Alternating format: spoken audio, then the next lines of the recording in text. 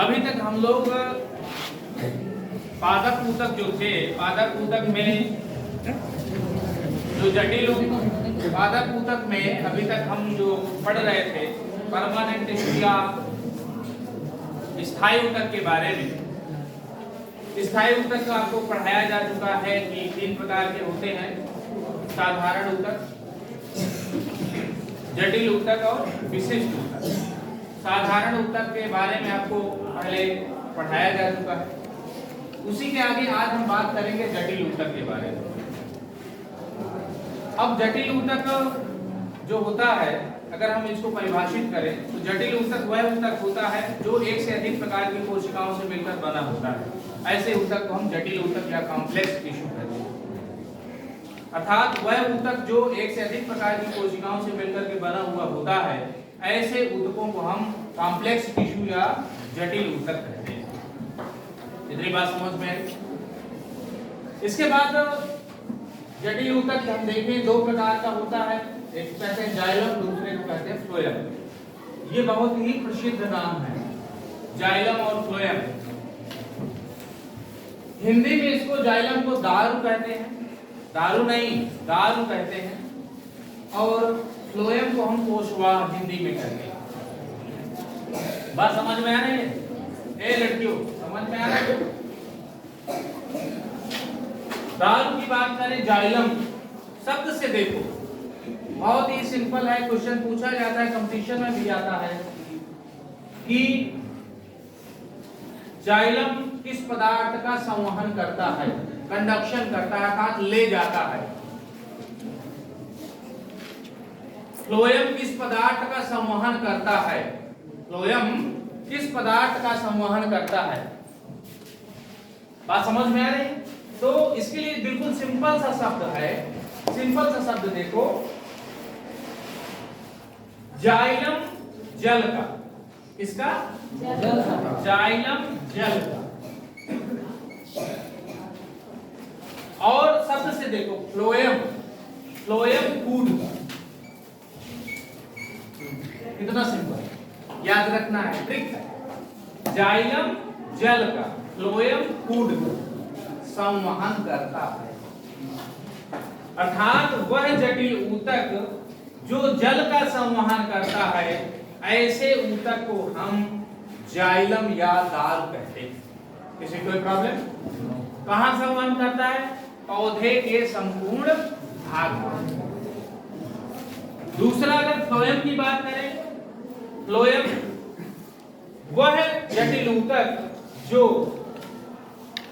भोज्य पदार्थ अर्थात फूड मटेरियल, भोजन का संवहन करता है पौधे के संपूर्ण भाग में, उसे हम फ्लोएम या कोशवाह कहते हैं। इतनी बात समझ में आई? अब देखें, अगर हम पौधे के अंदर देखें कंपटीशन के पॉइंट ऑफ व्यू से, तो जैसे मान लेते हैं कोई भी पौधा है, पौधे को आप देखें तो चारों तरफ उसकी छाल होती है। छाल को यदि निकाल दिया जाए तो अंदर हमें लकड़ी मिलेगी। जो लकड़ी होती है वह जाइलम होती है। जो उसकी पूरी छाल होती है, चाहे वो गीली हो या सूखी हुई हो, सब के सब फ्लोएम कहलाते हैं। बात समझ में आई? मैंने प्रैक्टिकली बता रहा हूं कि छाल को यदि निकाल दिया जाए तो अंदर जो लकड़ी मिलेगी उसको हम जाइलम कहेंगे, और वो जल का संवहन करती है पौधे के संपूर्ण भाग में। और जो फ्लोएम होता है, जो उसकी छाल होती है, उसको हम क्या कहेंगे? फ्लोएम कहेंगे। बात समझ में आ रही है? जाइलम जो होता है यह 4 प्रकार की कोशिकाओं से मिलकर के बना हुआ होता है। Xylem vessels, xylem tracheids, xylem parenchyma, xylem fibre. Hindi बोलते हैं इसको दारुवाहिकाएं, दारुवाहिनिकाएं, दारु मृद ऊतक, दारु रेशे।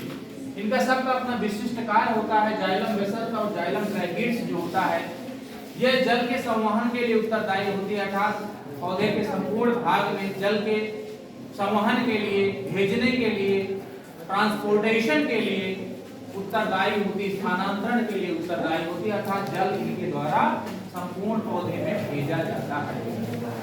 जबकि जाइलम पैरेन्काइमा या भोजन संचय का कार्य करती है। एक चीज और बताएं, जाइलम वेसल्स, जाइलम ट्रैकिड्स की जो कोशिकाएं होती मृत होती साधारण, साधारणतया मृत होती है, ज्यादातर केसेस यही देखने को।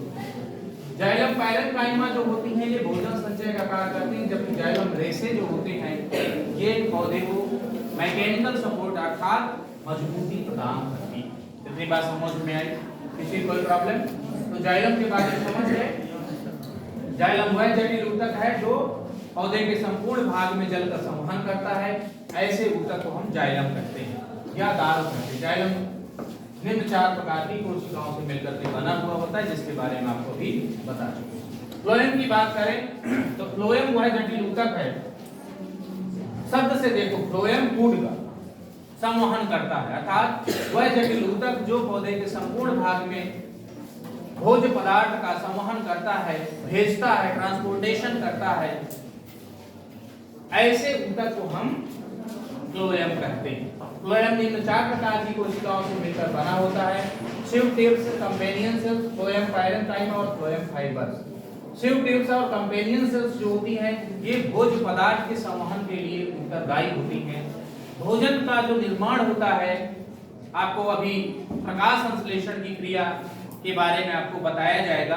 तो प्रकाश संश्लेषण की क्रिया जो होती है वह पत्तियों के अंदर होती है, अर्थात पौधे के ज्यादातर हरे भाग में होती है और वहां पर भोजन बनता है। और भोजन बनने के बाद जड़ों तक भोजन पहुंचाना है या कहीं स्टोर करना है, उनके लिए उत्तरदायी कौन होगा? शिव ट्यूब्स और कंपेनियन सेल। मेन रूप से शिव ट्यूब्स होती हैं जिनको चालनी नलिकाएं कहते हैं।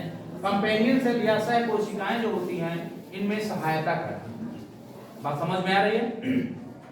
जबकि फ्लोएम पैरेन्काइमा जो है यह भोजन संचय का कार्य करती है। फ्लोएम फाइबर ये मैकेनिकल सपोर्ट या मजबूती प्रदान करती है। बात समझ में आ रही है? तो इस तरह से आप यह देखते हैं कि जल जो है जड़ अवशोषित करती है और जड़ से अवशोषित हुआ जल पौधे के ऊपर तक पहुंचाया जाता है, पूरा ऊंचाई तक पहुंचा दिया जाता है। वह कार्य कौन करता है? जाइलम करता है। जल का संपूर्ण पौधे पर कैसे पहुंचाया जाता है ये आपको ट्रांसपोर्टेशन के संबंधित क्लास ली गई थी, पढ़ाया भी गया था। वो आपको वीडियो वहां मिल जाएगा, किस तरह से पौधे संपूर्ण भाग में जल का संवहन करता है, भोजन संवहन किस तरह से करते हैं इसके बारे में पढ़ाया जा चुका है। ठीक है, तो वो आपको वहां पर इससे संबंधित वीडियो मिल जाएगा। लेकिन यहाँ पर सिर्फ इतना समझना है, ये ज्यादातर विकल्प में पूछे जाते हैं। आपको फिर से बता दे रहे हैं, ट्रिक समझो। जाइलम जल का संवहन करता है, फ्लोएम फूड का संवहन करता है। इतनी बात समझ में आ गई? किसी कोई प्रॉब्लम? लड़कियों समझ में आ रहा है? नहीं पूछेंगे तो फिर जो है मुंह लटका के नहीं खड़े होंगे। अब देखिए एक तीसरा है, ये तो अभी तक जटिल ऊतक था। इसके बाद वो तीसरा नंबर, सी नंबर, एक होता है विशिष्ट ऊतक। विशिष्ट ऊतक इंग्लिश बोलते हैं स्पेशल टिश्यू।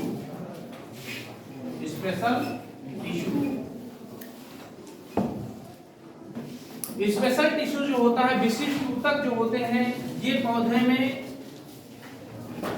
एक विशिष्ट कार्य करते हैं। पौधे में विशिष्ट कार्य करते हैं, जैसे गोंद है, जिसको गम बोलते हैं इंग्लिश में। गम्स हो गया, रेजिन हो गया, टैनिन हो गया, लैक्टस हो गया,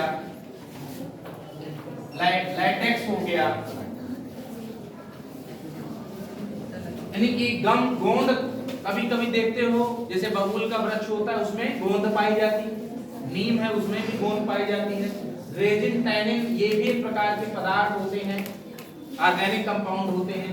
ये भी संचय, कुछ ऐसे पौधे होते हैं जो जिनसे दूध निकलता, जैसे यहाँ की भाषा में, मगही भाषा में अकवन जिसको बोलते हैं। अकवन से देखते हो, जिसको मदार कैलोट्रोपिस प्रोसेरा उसका बोटेनिकल नेम है। तो लैटेक्स दूध निकलता है। कनेर है, कनेर का पौधा जानते हो? कनेर नहीं जानते? अच्छा, बरगद का पेड़ देखते हो, उससे लैटेक्स दूध निकलता है। पीपल से भी दूध निकलता है, ये तो जान रहे हो। फाइकस बेंगालेंसिस उसका बोटेनिकल नेम होता है। तो उनसे लैटेक्स निकलता है। इसमें एक विशेष प्रकार की ग्लैंड्स पाई जाती हैं, ऑयल्स, कुछ आयल्स भी निकलते हैं, इसी के साथ साथ आयल ग्लैंड्स भी पाई जाती हैं। तो ऐसे ऊतक को हम विशिष्ट ऊतक कहते हैं। बात समझ में आया था? विशेष कार्य करने के लिए जो ऊतक होते हैं उनको हम कहते हैं विशिष्ट ऊतक। जैसे गम्स है, रेजिन है, टैनिन है, लेटेक्स है, ऑयल है, इन सब के स्रावित होने के लिए जो ऊतक कार्य करते हैं उनको हम विशिष्ट ऊतक के नाम से जानते हैं। एग्जाम्पल आपको बता दिया गया है, जैसे गम्स वगैरह निकलते हैं, गोंद निकलती है, लेटेक्स माने दूध होता है, तो बहुत से।